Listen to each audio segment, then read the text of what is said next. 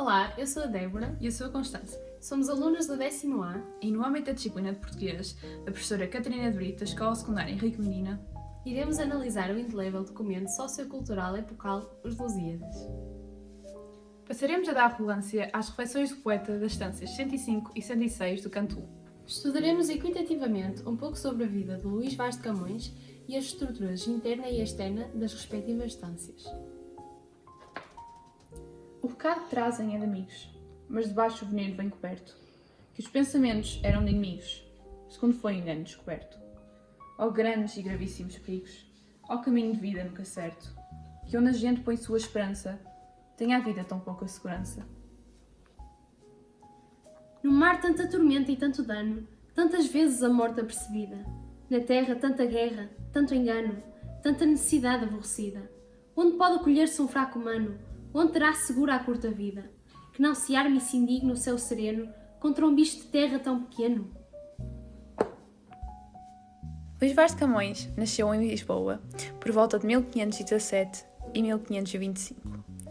Estudou Humanidades no Mosteiro de Santa Cruz e escreveu Os Lusíadas durante a sua viagem periclitante à Índia. Camões publicou esta relíquia histórico-literária há 449 anos. Contudo, a 10 de junho de 1580 morreu e foi sepultado no Mosteiro dos Jerónimos juntamente com Vasco da Gama. Como já foi referido, as estâncias 105 e 106 pertencem ao canto 1 da obra dos Lusíadas, um texto clássico com influência das epopeias da antiguidade clássica grega e latina. Estas estrofes apresentam o tema da fragilidade humana presente no plano do poeta e narrado pelo poeta. Passaremos agora a analisar a estrutura externa. Este texto poético é constituído por 2 oitavas, ou seja, estrofes com 8 versos. O seu esquema rimático é A, B, A, B, A, B, C, C. Sendo que A e B contêm uma rima cruzada e C contém rima emparelhada. As estrofes contêm assim um ritmo ondulante, diverso e heterorrítmico. Realizando a escansão no primeiro verso da estância 106, podemos concluir que o verso é decassilábico, ou seja, tem 10 sílabas métricas e está escrito na medida nova. No canto 1, os portugueses são alvo de uma cilada por parte dos mouros comandados por Baco, em Mombaça.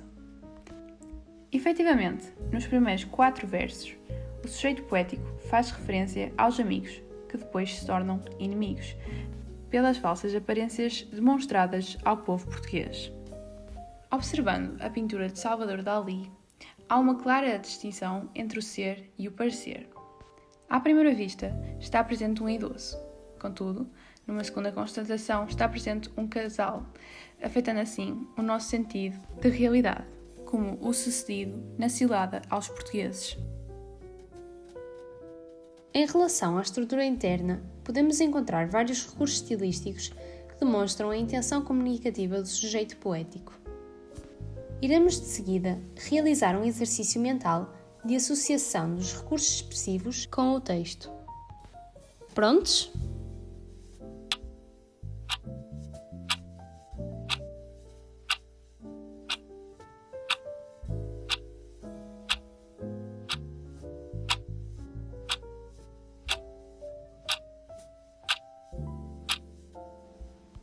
Então, no verso sublinhado a azul está presente uma metáfora. Nos versos rodeados a amarelo está uma apóstrofe. Nos versos rodeados a lilás está uma anáfora. E, finalmente, no verso sublinhado a verde está uma interrogação retórica. Todos estes recursos expressivos servem para enfatizar as reflexões do poeta e, sendo assim, as fragilidades da condição humana. Relativamente aos deixis, existem 3 tipos de deíticos: temporais, espaciais e pessoais. Iremos proceder a outro exercício mental, no qual haverá associação dos deíticos temporais e espaciais com o texto. Podem começar.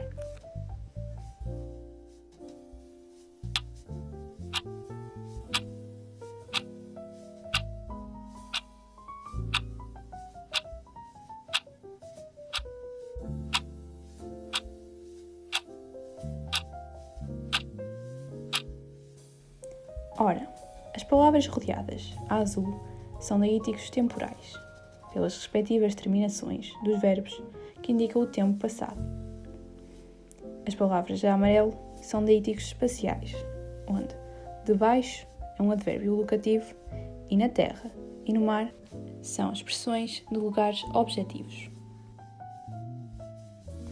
A diversidade dos tipos de frases declarativa, exclamativa e interrogativa sublinham mais uma vez a intenção comunicativa do poeta sobre o tema do texto poético, onde cada ato de fala tem uma respectiva classificação. Utilizando a estância 106 como referência, no primeiro verso existe uma frase declarativa, cuja sua classificação é assertiva. No quarto verso, tanta necessidade aborrecida é uma frase exclamativa, cuja sua classificação é expressiva.